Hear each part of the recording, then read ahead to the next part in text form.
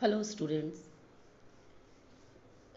listen to a friend in Wonderland, the poem in unit 10A जो हम लोग आजकल पढ़ रहे हैं उसमें पेज नंबर 117 में लिसन एंड राइट यानी इसे पढ़ के सुनिए या टीचर आपको पढ़ के सुनाएंगे, सुनिए और लिखिए।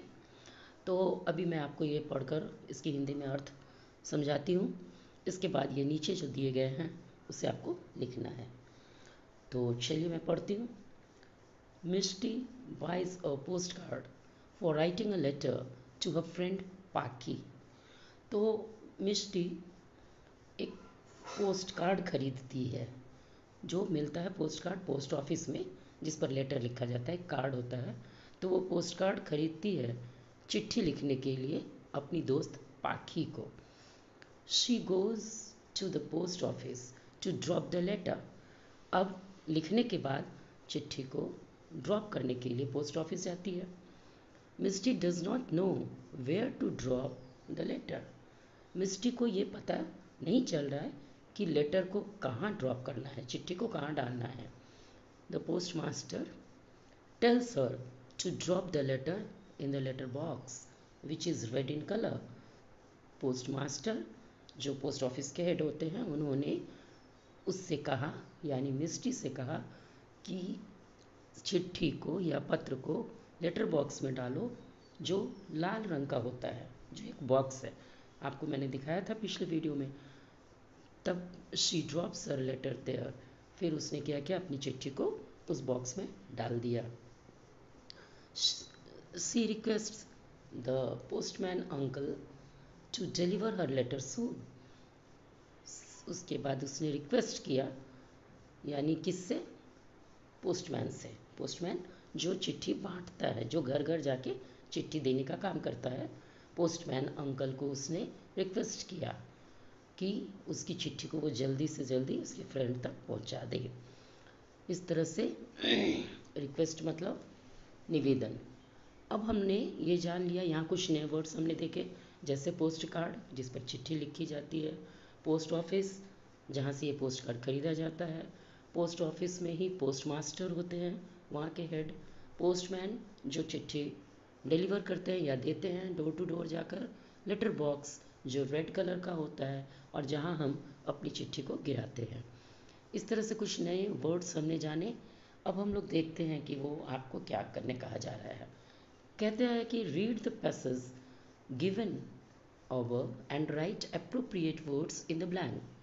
ये वाले ऊपर के पैसेज को आप सही ढंग से पढ़िए और फिर इन फिल इन द ब्लैंक्स में भरिए क्या होगा। तो हमने तो पढ़ लिया। नेक्स्ट देखते हैं क्या है। फर्स्ट नंबर में है a place where we post letters. उस जगह का नाम लिखना है जहाँ हम लोग लेटर्स यानी अपने पत्रों को ड्रॉप करते हैं, मैंने पोस्ट करते हैं। तो आप यहाँ ध्यान देंगे कि यहाँ फटाक से बच्चे लेटर बॉक्स भी लिख सकते हैं, लेकिन लेटर बॉक्स इसलिए नहीं होगा क्योंकि यहाँ प्लेस पूछा जा रहा है। प्लेस यानी वो स्थान। तो पहले तो हम लोग पोस्ट ऑफिस जाएंगे ना, उसके बाद ही लेटर बॉक्स मिलेगा। तो यहाँ पे स्थान पूछा जा रहा है, इसलिए पोस्ट ऑफिस होगा।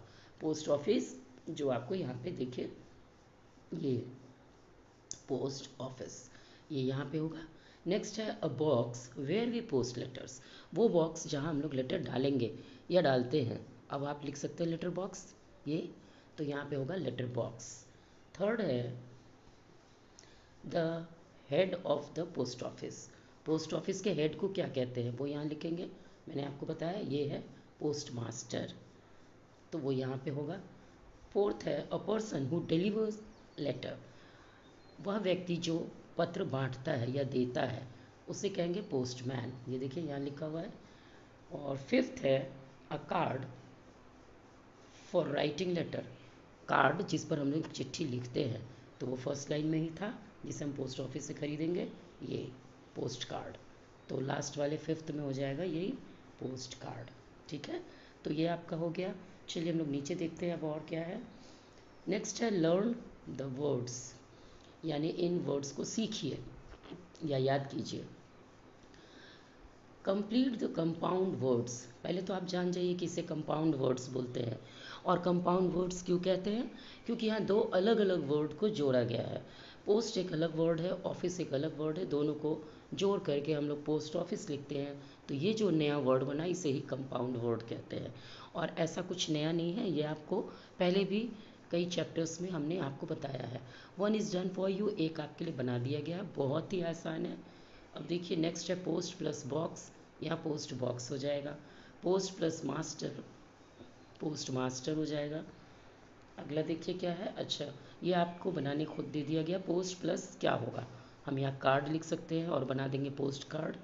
उसके बाद पोस्ट प्लस मैन लिख देंगे तो पोस्ट मैन, ये भी हो जाएगा। इस तरह ये भी आपका बन जाएगा। अगला हम देखते हैं कि अच्छा अब आपको इस पेज में डू दिस एक्टिविटी ये दिया गया है, तो हम लोग इस एक्टिविटी को देखते हैं। Read the passage and note down the words underlined. इस पैसेज को फिर पढ़ना है बड़े ध्यान से, और जो जो अंडरलाइन वर्ड है जैसे ये इसे नोट डाउन कीजिए, अपनी कॉपी में नोट कीजिए और इसके बारे में मैं समझाती हूँ, उसे सीखिए। तो चलिए पढ़ते हैं। Raju was a small boy, Raju एक छोटा लड़का है। Once he was playing in the garden, एक बार वो किसी बगीचे में खेल रहा था। He saw an injured bird, वहाँ उसने एक घायल, इंजर्ड माने घायल पक्षी को देखा, लाइंग ऑन द ग्राउंड, जो ज़मीन पर पड़ा हुआ था। ही lifted the homeless bird, homeless इसलिए, होमलेस मतलब होम मतलब घर, लेस माने नहीं, तो जिसे घर ना हो, एक ऐसे पक्षी को घायल पड़ा हुआ देखकर उसने उसे उठा लिया। लिफ्टेड मतलब उठा लिया। He was unable to take care properly, उठा तो लिया लेकिन वो इतना छोटा लड़का था कि वो पक्षी को उठाने में सही से, प्रॉपरली मतलब सही सही उठाने में अनेबल था। अनेबल मतलब असक्षम, यानी सक्षम नहीं था। तो यहाँ भी अंडरलाइन वर्ड है, देखिए एबल माने सक्षम, उसके आगे यू एन अन लग गया, मतलब अनएबल, यानी वो सक्षम नहीं था, अन माने नहीं। और प्रॉपरली के अंत में एल वाई लगा है, ये प्रॉपरली मतलब सही ढंग से। सो ही कॉल्ड हिज ब्रदर, जब वो सही से नहीं उठा पाया उस पक्षी को, तो इसलिए उसने अपने भाई को बुलाया लाउडली। कैसे पुकारा, जोर से, तेज़ आवाज़ में। फॉर हेल्प, क्यों बुलाया, मदद के लिए। अब लाउडली के भी अंत में एल वाई, आप ध्यान दीजिए इन वर्ड्स पे। हिज ब्रदर केम, उसका भाई आया, एंड टच्ड इट सॉफ्टली, और उस पक्षी को उसने भी छुआ, टच किया, सॉफ्टली कोमलता से, बहुत ही नरम हाथों से। Then his mother gave first aid, उसके बाद उसकी माँ ने उसे प्राथमिक उपचार किया उस पक्षी का, फर्स्ट एड माने प्राथमिक उपचार। And milk to the bird, और उस पक्षी को दूध दिया। Raju's mother was proud of his son's kindness, राजू की माँ को बहुत गर्व महसूस हुआ अपने बेटे के दयालुता पर।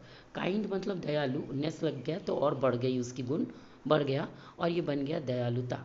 तो उसकी दयालुता, अपने पुत्र की दयालुता पर उसकी माँ को बड़ा गर्व हुआ।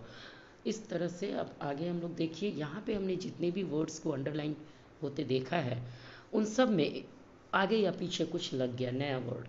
और इस तरह के मैंने आपको द पीपल्स प्रेसिडेंट में भी सफिक्स और प्रीफिक्स बताया था, ये वही चीज़ है, आपको पढ़ के समझ में आ गया होगा।